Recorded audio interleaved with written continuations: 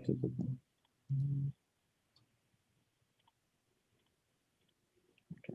right, we'll go ahead and start. All right, hello everybody. This is Daniel from the El Paso Hispanic Chamber of Commerce. We're here with Mr. Baron White, CEO of ESL International, and Dr. Arturo Hernandez, professor at the University of Houston.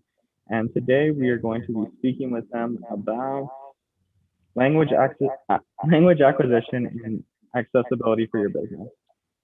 But before we get into that presentation, we're going to do a quick, like a brief presentation about our chamber.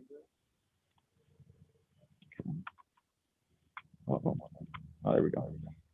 So we are located at 2401 East Missouri. We're open from 8:30 a.m. to 5:30 p.m.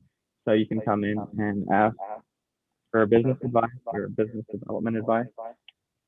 Our vision at the chamber is to become the core component for the El Paso region and fostering entrepreneurial economic development where our existing companies are growing, where our entrepreneurs are reaching new horizons, and where our small minority and women-owned businesses are thriving and outpacing all other markets. The benefits of becoming a member at our chamber are networking. We have plenty of networking events that are now virtual, but we hope to get back into person as the pandemic subsides. We have plenty of business development specialists that can help you, develop or start your business. Financing, procurement, we can help you get into contact with, the city or the county for contracts for, procurement, and advocacy, which is what I do. We advocate, your interests and your, issues to elected officials in the government. We have over 1,400 members, and as I explained, we have several networking events, training sessions, marketing opportunities, ribbon cutting celebrations. Here are our ribbon cuttings. Even during this pandemic, we can still have them in person. Everybody's wearing a mask, and it's a really nice thing to do. We have our Cafe y Pan Dulce, which used to be in person, but is now digital. I know Mr. Baron White participates in this, and it's just a great networking opportunity. And we have our ETA centers, our entrepreneurial technical assistance centers, the Women's Business Border Center, the MBDA Business Center, and the MWEDC.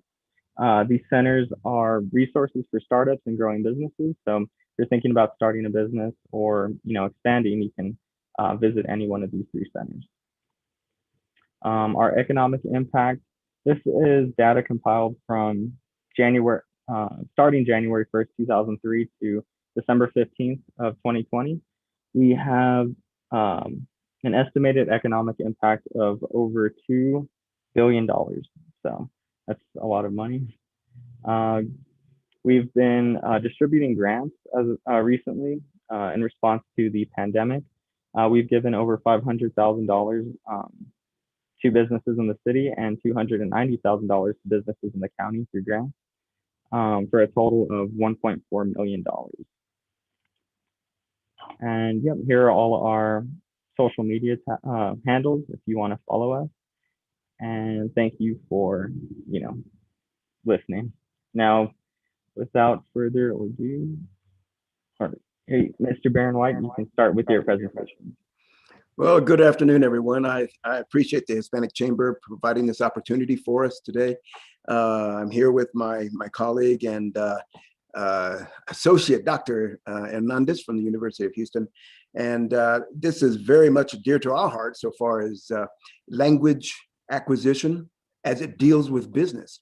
And I'm glad, Daniel, that you showed that slide of the economic development here in El Paso, which influences everything when you're talking about business. And I'm going to go over some of those issues. I have just a couple little pieces of data that I'll share, but it's awesome that we have that opportunity to tell the world about it because El Paso is growing. But to start, I think everyone needs to know a little bit about who we are, ESL International. We began the company in 2012, and I have a little video I'm going to share with you concerning our company. Let me share my screen here.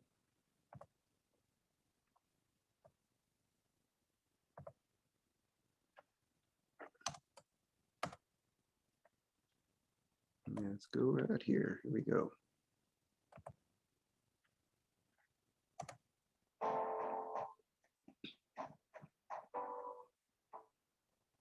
Hello, I'm Heather Guillen. Thank you for taking the time with me today to learn how you can improve your language skills in this multicultural society. We're a small company doing business with the world's largest automotive manufacturer. We have dedicated instructors who are not only the best in the industry, but are state certified. The team, which includes the VP of Operations and the CEO, work together to improve language instruction and program outcomes. One of our consultants stated, "We have greater success in language instruction in 6 weeks than universities have in 1 year." Our method, which we call the process, assesses the language you are currently speaking and pairs that assessment level to the language you are studying. Through daily grammar and fluency instruction, we provide a strong foundation for language acquisition.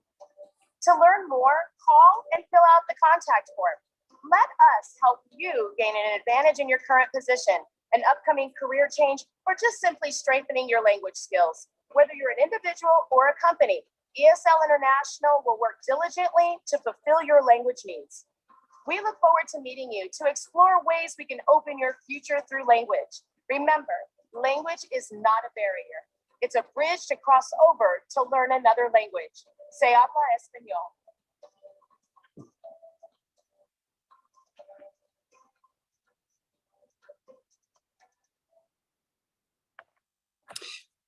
That's just a little bit of who we are, and that company that we're talking about is Yazaki Corporation. Yazaki travels to El Paso to learn. Their engineers come to El Paso to learn Spanish, but we'll get into that in just a moment. But that's the company we're actually affiliated with so far for the past 8.5 years.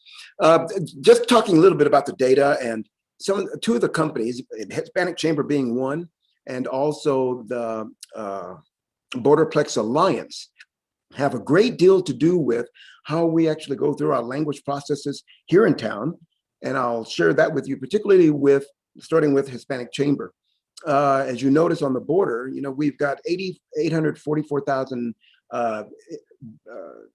people here, and it's the largest export base in the United States along the Mexico border, excuse me. And of course, it's awesome that we're outpacing San Diego. But along with these exports, you got to speak. And it's come to fruition in the past couple of years anyway, where everyone is becoming very conscious of doing business with other companies, other countries and other companies, particularly in El Paso. I'll start with just here at our home base. You have people on south of the border, south of the freeway, and you have north of the freeway, west, east. And it used to be that those companies, we would never see one another.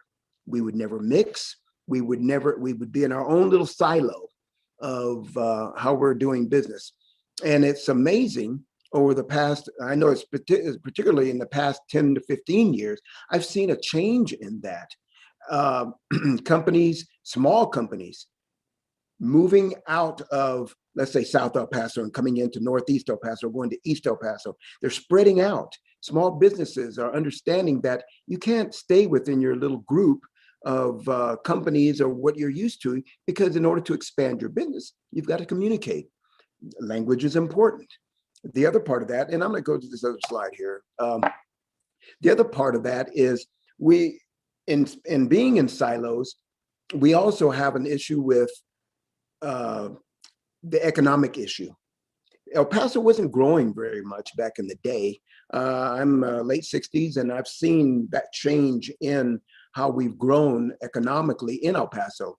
I've also seen that the mom and pop shops that were being siloed, pretty much being by themselves, hey, we need to go here to the west side. We need to go to the east side. We need to expand our business and communicate. And part of that communication is leasing, the economics of products, and getting with other people to create products that you might need within store instead of ordering out of town, those types of things. So the effect used to be not very good, but the affect so far as silos now, we've pretty much crossed that, and we're not in that territory anymore. Matter of fact, case in point, the pandemic.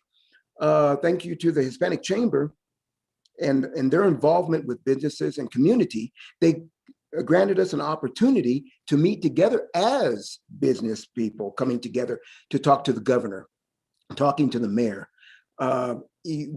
We're seeing each other in a different light. We're actually exposing what we do more so in our businesses with other businesses who may not have the same objective or goal that we do, but we're sharing more. And it's made El Paso this awesome place to do business. It's really changed. Tecma is another industry here in El Paso who is a incubator. And what I mean by that, let's say you lived in Maryland and you decided, gosh, I've got this product. I think it'd be great if I move to El Paso and distribute that into Mexico. Well, Tecma is that type of company where you can call them and they will help you establish here in El Paso, and they will deal with all the licensure and space you might need in Mexico and get all that legal stuff set for you. And you might be doing business here, but you handle your own product, but they'll help you with that dissemination of that product in Mexico. But Tecma is a huge international company. They've grown. I believe it was in the news. They just bought a trucking company to help with that process. The other Borderplex Alliance is the other company I'd spoken of a little earlier here, who bring companies into town. They were very instrumental in bringing in the gosh, now I lost my train of thought. The company, the large company that they brought in. Jeepers creepers. Well, don't get old, okay? It's I'll think of it in a minute and I'll come back to it. But that it's one of the largest expansions here in El Paso, so far as business is concerned in construction and being able to distribute product. They were very instrumental in doing that. So as we come down to the learning the language of business, everyone has their different areas that their expertise in. Ours is providing language on the business side. The Japanese come into El Paso from Yazaki Corporation. They don't know English or Spanish. My employees are certified teachers and bilingual in ESL instruction, and we provide that 6 weeks of language instruction, and it's intense, 7 hours a day of Spanish instruction. So they can go from here to Monterrey, to Nicaragua, wherever they're going to run the maquilas. So that intensity, our clients become very functional in the language. They know just enough in their area, and our customization provides that way of they can expand in Spanish as they go through their jobs at the plants. Yes, you're right. The grammar, we also teach the grammar to them, but the important part is that they get the terminologies and that customization of knowing how to address problems that happen on the plant floor. And we don't have time for me to go through that story with you, but their Yazaki Corporation, since we've been doing this for the past eight and a half years, have really changed their total operations. The engineers learning Spanish has really facilitated a totally different process there at the plants. More positive, more communication, better productivity.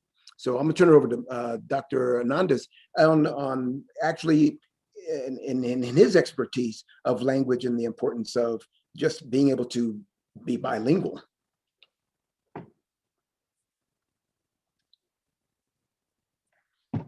You're muted, doctor. Yes, I got it. Yes.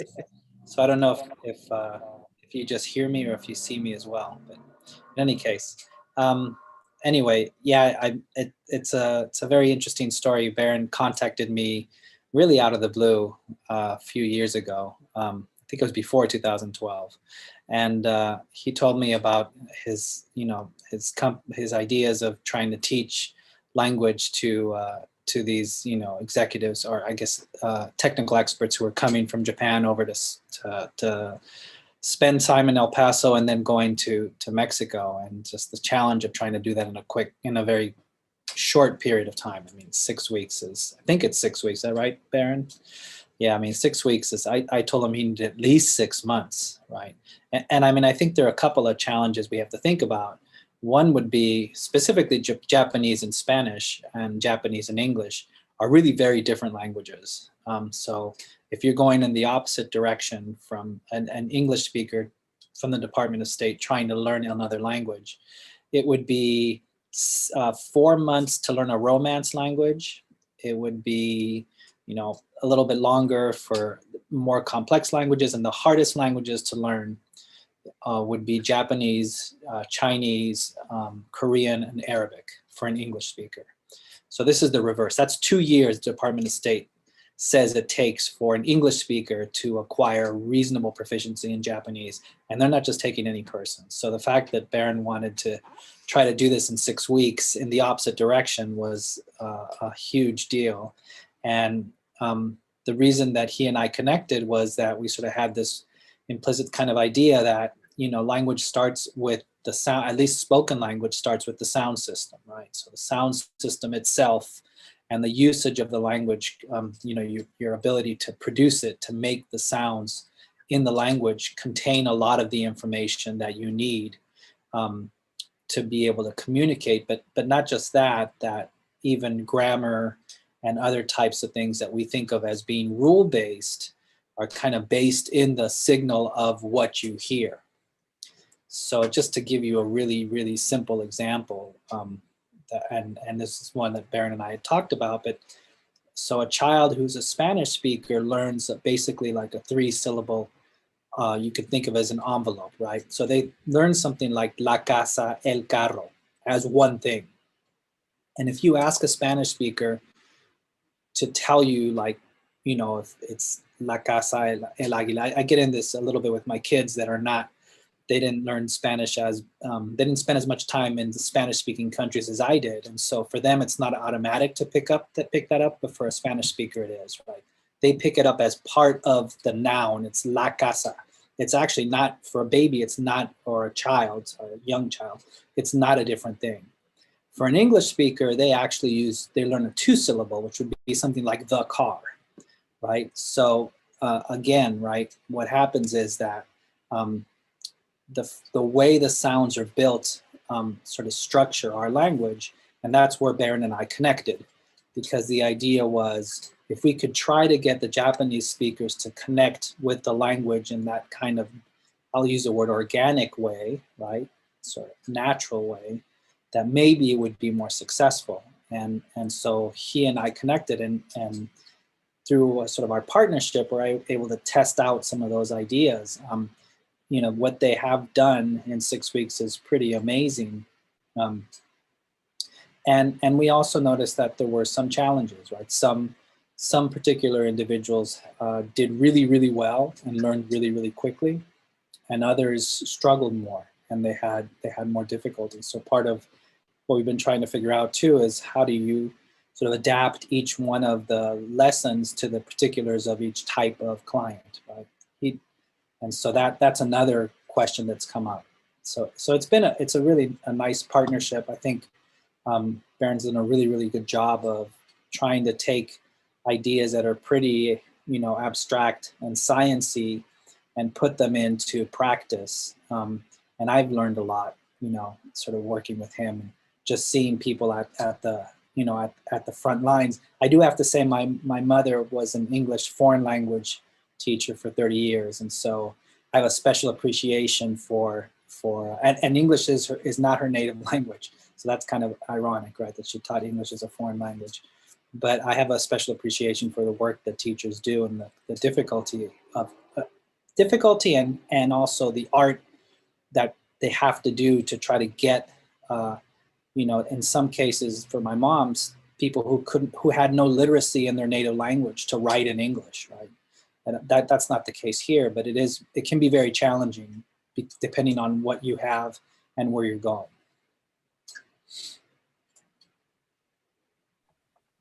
Indeed. So as we look at that language base, thank you, Doctor, that through these issues that we've actually learned to overcome in the language learning process, we've learned now that it's particularly with adults, and you all know this too. I don't have to tell you this. It's more difficult for an adult to learn the language than it is for a child to learn the language, because we're set in our ways and those types of things. But the one thing we did learn through this whole 8.5 years is that we all, and I don't care who you are, and even I am not proficient in Spanish. I'm learning. As long as I've been in El Paso, you'd think I'd know it by now. But the fact is, I'm learning it through what I enjoy doing. That's how we are training our Japanese. And I think we've come onto something. As a former educator myself for 30 years, I've seen kids in the high school level, the middle school level, the elementary level. And what we're doing in order to get them involved in the terminologies of academics and getting them involved in the terminologies of content learning, whether it be math, history, all those top contents that they have to graduate from high school. What I have noticed is, particularly with the adults, when you are training them in a language in an area, training a language in the area of interest, such as some of these engineers are in crimping. That's a particular machine, a crimping machine, the crimping apparatus at the plant. They enjoy that. That's what they do for a career. That's what they do for a livelihood. If you're talking about that and teaching them language based on that interest, it is amazing how they actually excel in that process. And so as I've gone along, I thought, you know what? We're missing the boat as education, public education, and we're missing the boat as business, also education. I've seen the language that you just go to. Matter of fact, I'm a part of the Borderplex Alliance. We are investors in that company, and we're also doing work in Mexico, Desarrollo Económico. They're actually bringing kids out of the universities to work in plants, to learn a trade. The government is actually providing funds to do this. Well, they've got to learn the language. We're in negotiations now, talking to universities and saying, hey, we've got the process to where we can transition your kids from the academic world of the book knowledge into the practical applications of not only what they're going to be doing, but the practical application so far as language is concerned. And it is we're working on that.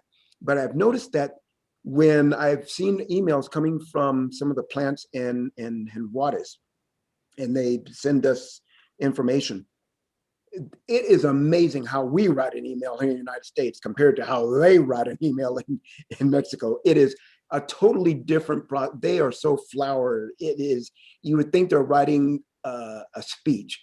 We would love to have you come over and to join us in this wonderful meeting that we're going to have. I mean, it's not quite so bad, but it sounds beautiful, but we don't write like that. But they've taken that the language and they express themselves differently. That's what we need to learn in doing business over there. So as a company to company or B2B, that's where we come in to help your companies to transition their roles into going into Mexico, both language and facilitating that process. So far as what they do as in your company to transition into Mexico. Talking about the partnerships, it has expanded in El Paso tenfold.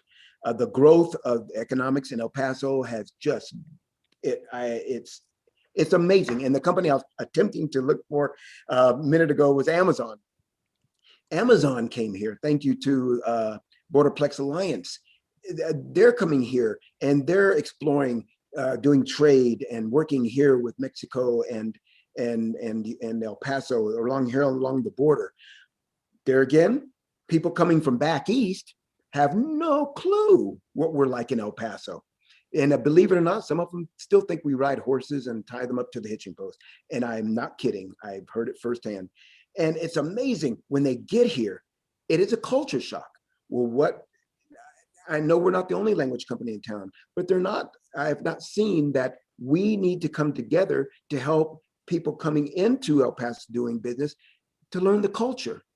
We provide that process of getting used to the culture of El Paso, the vibrant, the wonderful people here. You know, the Spanish is such a flowing, beautiful language, and getting accustomed to hearing it. And that's the other part, listening. And you learn to listen when you go through language. And so I know we have some questions out there, but when we're talking about language in business, we're talking about language in community and language in schools, we need to complete this circle. We need to start at our schools. We do have the process. We're doing a pilot now with Tornillo ISD and Fabens ISD. Matter of fact, we're getting ready to start, I hope, Thursday. And it's a pilot that we're running.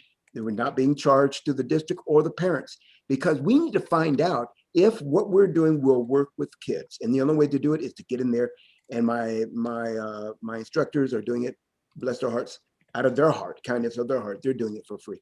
And I'm telling you, this is my expectation. When we get those kids, they're falling behind, they're failing in school, they don't like their online, particularly the kids who do not understand the language of English. We will be able to go in and we're going to involve them in what is it that you like to do as a hobby, whether it be gaming, whether it be football, whatever it is. We need to tie their likes in with the academics and bring them along that way, instead of sitting there and read chapter 4. Well, they only know 4 words in that whole chapter. We need to get them used to terminology. So that is what we do as a company. We're kind of a, thank you to Dr. Hernandez, we're kind of a research language company and participating with business, schools, community. And we're very involved in the community. So I will turn it back over to you, Daniel, if you have individuals who have questions for us, because I would really love to hear what our community is, what they're thinking, some of their ideas, and where we can go from here.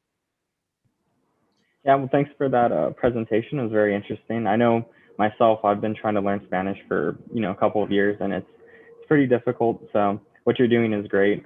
Your company has a very noble cause. But yeah, we do have some questions from some participants. Okay, so Jose Ortiz asked if you can expand on the silo effect. He missed the beginning of the presentation, so can you just expand and explain what the silo effect is? The silo effect. Let me do it this way. All right. We here in El Paso, not so much, but in the Panhandle, let's say you're growing corn. All right. You've got grains, wheat, and you have these little buildings sitting out on the end of your pasture, and you're storing this grain. Each field or each section of your field will hold so much grain. So you're putting your grain in there till it's full, and you come over here and you're putting grain in this little building here, and you're putting one here. Those are silos, separate entities within your planting. Well, the problem is silo 1 will never come together with silo 2, and silo 2 will never come together with silo 3.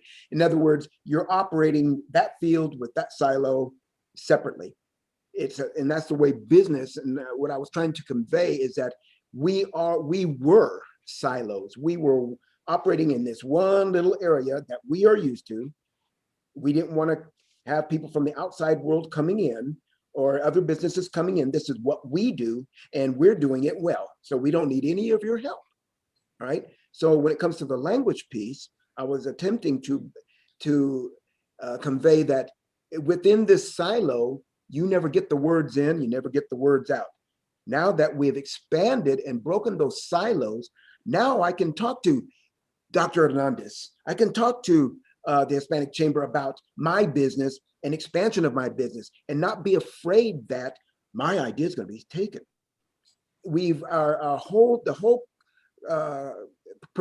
complexion of what we do has changed. I don't know. Did you want to add to that, Doctor? No, I think you caught it. You caught it just perfectly. I think you got it just perfectly.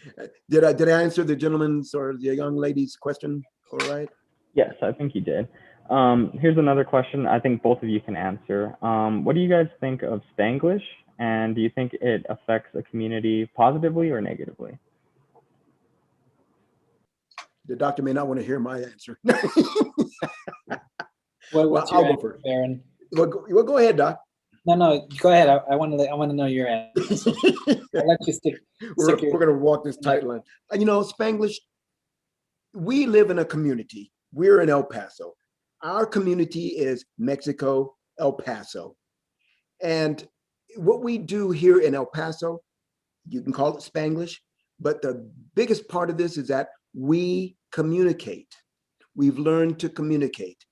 It does not matter if it's Spanglish or it, because we understand one another. Now, here's where the difference comes in, and what I've spoken about a little bit ago about if you're going to go to another country, if it's going to be Spain or deep Mexico City, they speak totally different. You're going to need to know that some of the verbiage that you use here in El Paso may not work there. You have to know that. Doc, you want to? Yeah, I mean, it's sort of an interesting question, right? So a purist would kind of say, so let's put it this way, right? My kids do this all the time, right? So my daughter would say something like, "Esto no tiene flavor," right? This has no flavor. So she would take flavor, which is not a word in Spanish, and she would say it because it sounds like Spanish. And I would say, no, that's not the way you say it. You say, "Esto no tiene sabor." Right. So I was kind of like at home, like my mom was to me, sort of this purist of like, this is the way you should speak the language. And it actually comes from my grandmother. My grandmother was that way too. Right. So that's kind of what you do for exactly what Baron says. Right. So for the moment when you encounter someone who's not a speaker of the other language, then, what you want to do is be able to communicate in a way that they will understand you. Right. Mm-hmm. So I think that's one of the things too that happens. So I mean, I think ultimately language is language, and I agree with Baron. Right, whatever you need to do to communicate is all that you need to do. And we could be really purists about a language, but as somebody asked in the question, like, what's a Romance language, right? And I laid out that it was Spanish, French, anything that derives from Latin. Well, all of those dialects were called Vulgar Latin at some point, right? Mm-hmm. So they were not languages themselves. Right. They were like dialects that people spoke, and eventually they became languages. So we can be on our high horse, but really Spanish is a dialect of Latin, and so it's sort of vulgar in that sense. That's what they called it. And so there's always this sort of judgment side of what's formal, what's not formal, what's proper, what's not proper. And in the end, languages are very fluid. They change all the time. And if you have two languages, people together at a border, they're going to start to do things like esto no tiene flavor. They're going to start to mix their languages because flavor sounds like a Spanish word. So why wouldn't I say it that way? It just doesn't happen to be one. So what I think Baron alludes to, and I think there's another sort of really deeper question I won't get too much into, which is, what is the value of language as a marker of your socioeconomic status or your status in society, right? Mm-hmm. Oh, yeah. So I think if we could take someone, for example, like Oprah Winfrey, right, who, I mean, as far as I know, grew up with not much they weren't really well off at all. Mm-hmm. But her language is so good that I think that's why she's able to speak, and she probably can adapt her language to speak with different people really well. Yes. But her English, when she's on her high horse and speaking it really properly, it's really, really, really proper English. And so anybody who encounters her will treat her differently. And I think that's why she ended up being a reporter, all of these things, because she could adapt and speak that, what I'll call a sociolect, really well.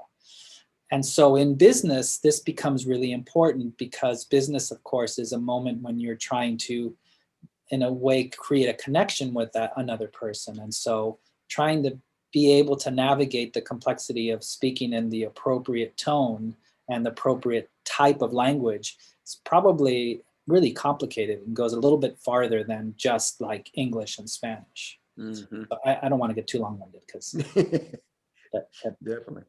I agree with you. I think we have to be pragmatic about speaking in a way that the people we're communicating with is appropriate that we agree on as a way that works for both of us. Mm-hmm. And let me say this too. And like Arturo said, we get wrapped up in all this, but you know what? You got to be proud of where you are, who you are. And, we talk about a multicultural city. We've got the military here. We've got military individuals who are from other countries. We've got Germans here, Japanese here, French. And I know, yes, they have their community there at Fort Bliss. But you know what? They leave Fort Bliss and they come into El Paso. Even there's 2 different zip codes, but they come into El Paso. They've learned the culture and they enjoy it here. People who are in El Paso proper have retired here. They have folks coming in from other countries who they know. El Paso is I consider it a wonderful example of the United States. We're a melting pot. And yes, Spanish is the predominant language and English is spoken. And those of you that that question, we could talk about it all day actually, but English and Spanish they're such beautiful languages when you're out there in the city and you hear both languages. And then I think it's awesome when people can understand both languages. What a wonderful, I consider those individuals such as you and Arturo and other people who are bilingual, trilingual. What a mind, I think you're very intelligent people that can do that. And you listen well, or you would not have learned the language to begin with. So there's a lot to being bilingual, and it's a lot to be proud of. So Baron, you touched on the military having a large presence here in El Paso. We actually got a question asking if you've ever thought about collaborating with, Fort Bliss to teach military spouses Spanish, because a lot of them struggle to expand their career here in El Paso because of the language barrier and the culture shock. Yes, we have thought about that, and we do. And I would like to get with that would be Texas Workforce, the Borderplex, Texas Workforce Solutions. Yes, I would love I've thought about that. It's finding the connection, finding the individuals that I would need to go to do that, because you're very right. People who spend their time here, they are shy. Some are shy coming out and experiencing the culture. But those who did have, they come out and they think, what's the issue? And I say this because I'm a bowler, my favorite sport. The doc and I actually have a lot of conversations in sports dealing with language, actually. But we have a lot of folks coming out from Fort Bliss to bowl and do tournaments. And we, as El Pasoans proper, go into Fort Bliss back before the pandemic was alive, and doing tournaments there. And military is involved, and we bowl against them. It's amazing that once they have a feel of the culture, how comfortable people become. And it's the fear of not knowing. And it's just that first invite. It's not an issue.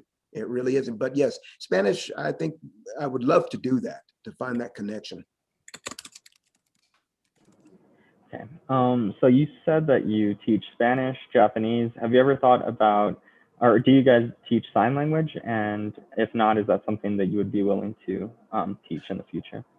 We at this time don't. As a matter of fact, I'm searching for an individual who is very competent and knows sign language. That's another language that is very important here in town that we need, particularly when it comes to interpretation and those types of things. I would love to have an individual qualified on staff to do that, but we don't at this time.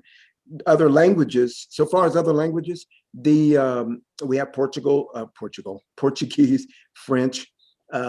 We haven't taught too much on the Japanese to the Japanese. Actually, they don't want to speak in Japanese to the Japanese. It's pretty much no. They need to learn Spanish. The Japanese, to work with the Japanese, it's a different process. Very neat experience, though, I tell you. Okay. And continuing with that question, do you think it is worth it for a business to invest in learning sign language? Do you want me really to answer that question? I'm a language company. Of course it's important. Let me tell you this. I would not be in the business of being an effective language company if I did not employ individuals who spoke Spanish. I would not get much business. I really would not. Why? It's English. I don't need it. I know English. There are individuals, and let me go back a little bit because I think everyone needs to know this. When I retired, I became just to have something to do, just getting used to retirement, and that was 10 years ago. I actually was granted the opportunity and privilege to work at San Jacinto Adult Learning Center, which is downtown. And as a former administrator with the Education Service Center, Region 19, that was a part of my job, was dealing with bilingual audits, working with the state, focus groups with the Commission of Education, all these types of things, dealing with audits and finance and public education. And I got there and I was able to spend a year. What I noticed, adults coming into the school being treated as high school kids. You're tardy. You're tardy 5 more times, we have to drop you. You're absent 3 times, we're gonna have to drop you. I pretty much came to a halt. I said, we are adults here, and this is through teacher faculty meeting. I said, we're not doing this anymore. We have parents who are coming here and they're wanting to learn English. They have responsibilities, family, attempting to find work, and those types of things. Learning a language to them it would help them in a career and help them through their livelihood. So what I ended up doing was bringing them in and see that transition of how we taught the language. And it's not the process we're doing now that we actually do, but I saw there were some discrepancies of what we're doing. They needed to learn exactly what is it that you like to do. That concept was, I actually implemented there, but it was a wonderful transition from where they were, and kids, the adults came in and they were a lot more relaxed. There was not that pressure of I'm late and tardy. It was amazing how it was easy for them to become more involved in their learning and felt more confident when they left to go out. And I had some of the adults come back and say, I didn't know this before. I think I'm going to get this job. And I said, more power to you. Bless your hearts, and they work hard. The language of learning, language learning is very important, in that we need to give people more access to learning the language. And I think I swayed from your question a little bit, but I don't know the importance of, we need to treat everyone. We need to make sure everyone is successful, all in a nutshell. And language has a lot to do with that. People being successful. Someone asked, I know you guys touched on it earlier, that the State Department says that, it usually takes about 2 years to learn a language. I'm assuming that's with like rigorous instruction, but how long does it typically take, just a normal average person to learn a new language? Go ahead, Doc, I'll let you have that one. Yeah, I was kind of answering those in the Q&A. So hold on, let me get back here. Move my Q&A over here. So the question was, how long does it take to learn a new language? And so I think I put in the Q&A, but I don't know if I should put it also in the main chat of Zoom. So hold on, I can put it to all the panelists here.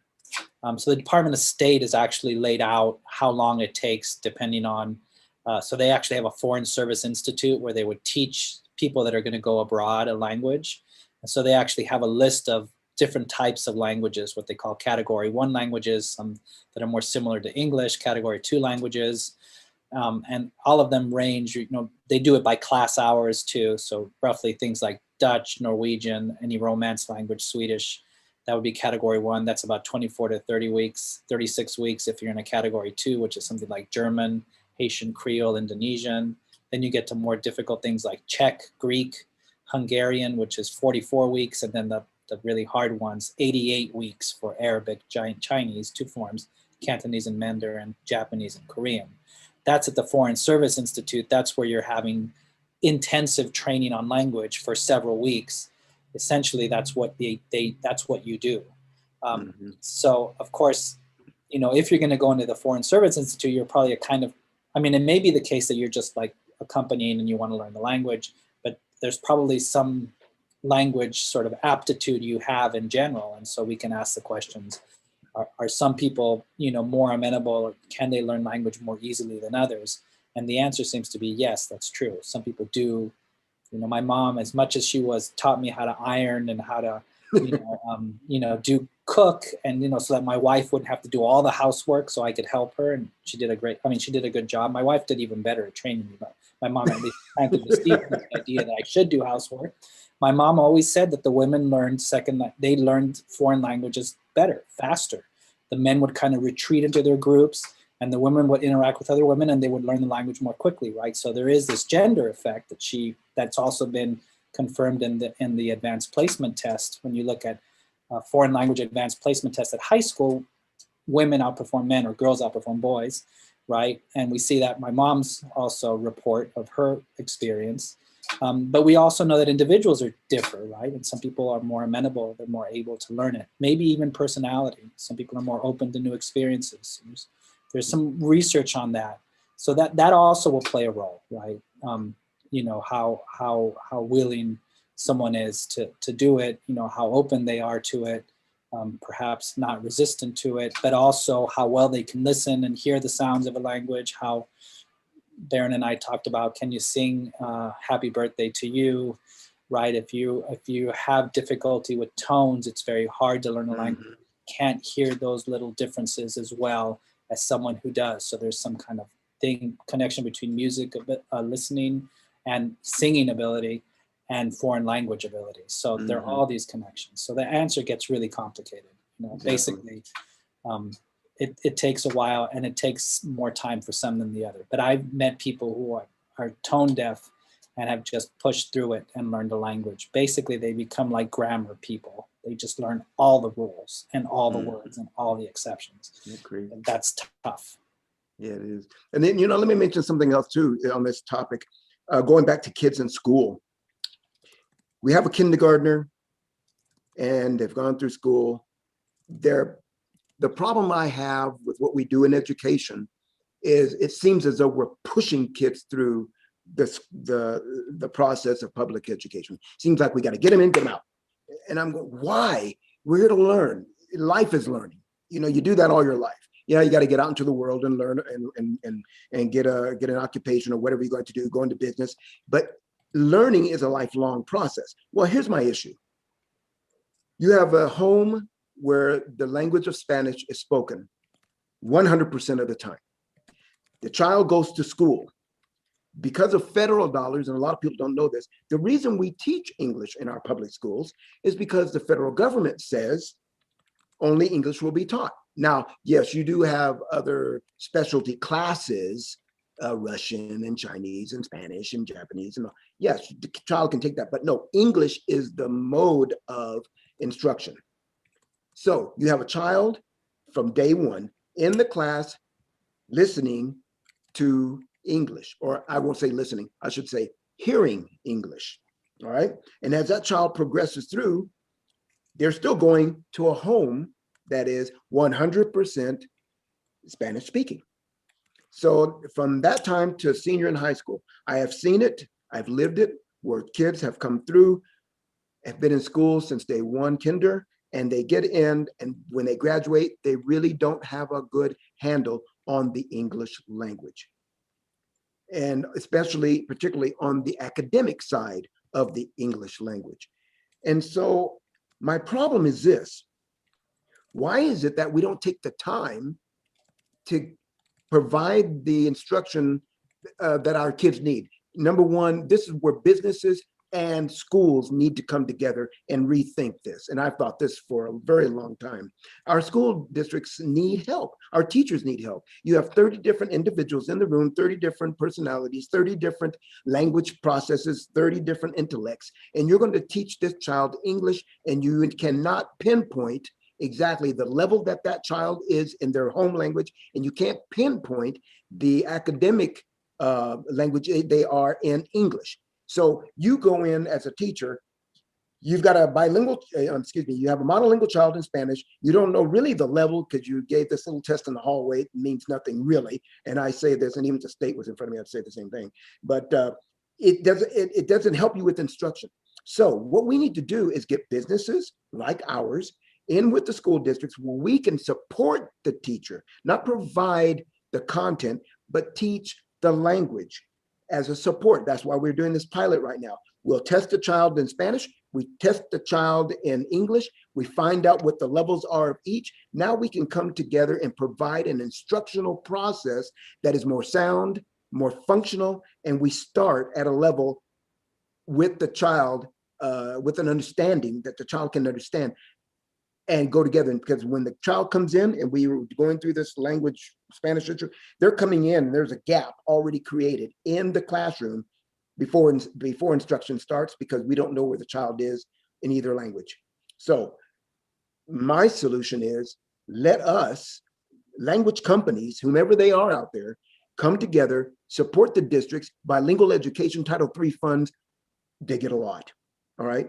And so we need to help our kids because they're going to go into our workforce, and we as businesses need our kids prepared to enter the workforce. I'm on my soapbox. I think we had a question for Dr. Hernandez that I actually wanted to know also. How many languages do you speak, and are there any that you're currently pursuing right now to learn? Yeah, so I think I answered in the Q&A, but so 4, so Spanish and English exposed to simultaneously, and I'm educated mostly in the US, but spent a year in high school. In high school, and then Portuguese that I was exposed to around 6, but then, which was kind of a funny story, but very informally, singing to a record. So I didn't really learn it. But then at 20, I went to Brazil for 2 years and I really learned it there. And then German, like in the last 20 years, I've really, 20? Yeah, well, maybe about 15 years. I've really worked on learning German, but I would say that's a very distant 4th language. Is it true that the more languages you learn, the easier it becomes to learn other languages? I think I've heard that before, but. Yeah, I mean, I think that depends. I think, you know what, I have to go to another call, unfortunately. I think that depends. I'd love to continue this, but hold on. Let me just answer that. Well, we don't have any more. The what? No, I was going to say it is. So far speaking another language, and I think the doctor will agree that too. And we'll call them Romance languages, but the Romance languages also Spanish to French, Italian. They kind of flow together. They have the same. What is it? It's not the dialect. The base, I guess, so far as learning the language. And there again, that's why I'm not a language specialist, but just a language, what do you call it? Operator, and knowing how this needs to be, not necessarily how I should be able to speak it. Oh, gee. Okay, well, I think that pretty much concludes our webinar. We don't have any more. If anybody has any more questions, drop them in the Q&A box. We'll give people like a couple more seconds. But no, other than that, thank you, Mr. Baron White. We really appreciate your presentation and everything you do for the community. Trying to expand language acquisition and business in the business sector. Indeed. So, I really thank you. I thank you and helping us to get this word out and to get businesses to work with one another and on the language side and with our community. So I really thank it. I appreciate this opportunity. Okay, Barry. Well, take care. Take care. Thank you.